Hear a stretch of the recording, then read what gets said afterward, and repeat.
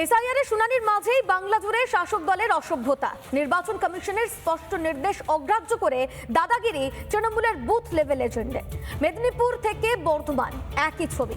আচ্ছা, শুনানিতে বিএলএ 2দের কাজ কি? শুনানি চলাকালীন কোন স্বার্থেই বা গাজোয়ারি তৃণমূল নেতাদের?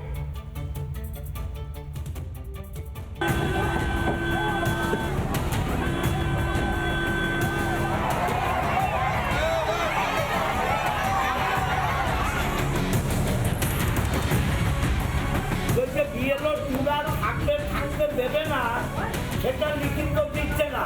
পুরো 3টে বিধানসভার হিয়ারিং বন্ধ করে দিয়েছি।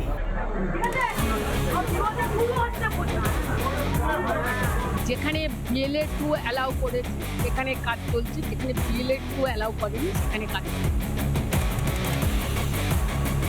এসআইআরের শুনানি শুরু হতেই সরগরম বাংলা।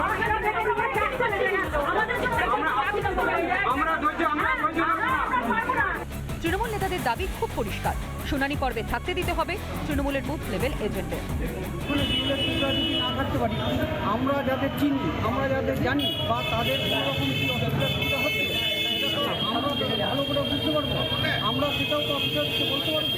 কিন্তু সেই জায়গাতে বিএলএ থাকার জন্য কোনোরকমভাবে কোনো অ্যালাউ হচ্ছে না। বাহ, এ যেন মামার বাড়ির আহ্লাদ আর কি। বলে দিলাম, ব্যাস হয়ে গেল। আইন কানুন সে আবার কি, তাই না? শুনানি প্রক্রিয়ায় কোনো দলের বিএলএ থাকার অনুমতি নেই, এটাই কমিশনের কড়া নির্দেশ। কমিশনের সেই নির্দেশ মানতে কোনো রাজনৈতিক দলেরই কোনো আপত্তি নেই। তাহলে তৃণমূলের বুথ লেভেল এজেন্টদের সেই নির্দেশ মানতে সমস্যা কোথায়?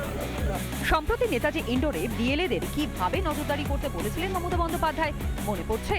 শুনানির সময় প্রতি বিএলএকে অতি অবশ্যই সমগ্র প্রক্রিয়ার উপর নজর রাখতে হবে। বিএলএ 1 অ্যাসিস্ট করবে বিএলএ 2।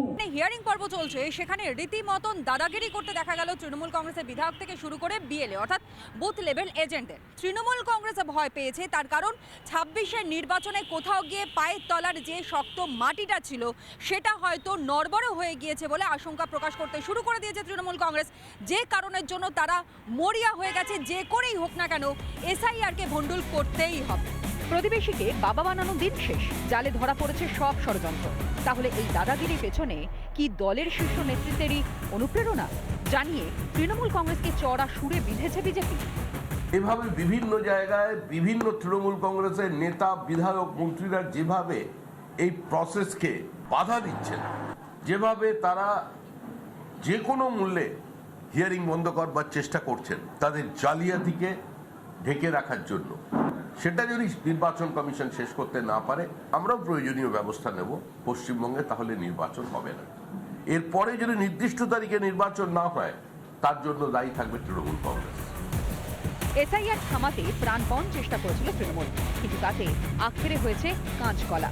যদিও চেষ্টার কি শেষ আছে, তাই কি শুনানি পর্বে শেষ কামড় বসাতে চাইছে তৃণমূল? নানা ধরনের কন্টেন্ট দেখার জন্য লাইক করুন, শেয়ার করুন আমাদের ফেসবুক পেজ, সাবস্ক্রাইব করুন আমাদের ইউটিউব চ্যানেল। পাশাপাশি অন্যান্য ব্রেকিং নিউজের জন্য অবশ্যই চোখ রাখুন রিপাবলিক বাংলায়।